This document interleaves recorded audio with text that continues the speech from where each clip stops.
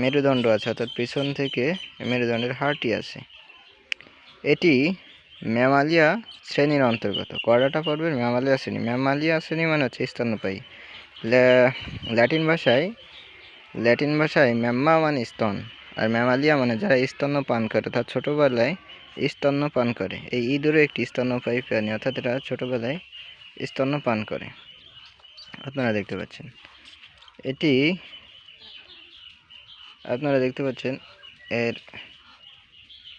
এর পেটটি দেখা যাচ্ছে। পেটের ভিতর কি আছে তাও দেখা যাচ্ছে। এত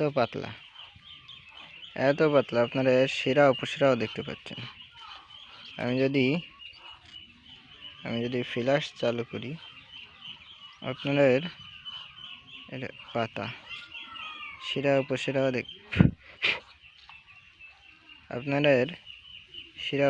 দেখতে পাচ্ছেন।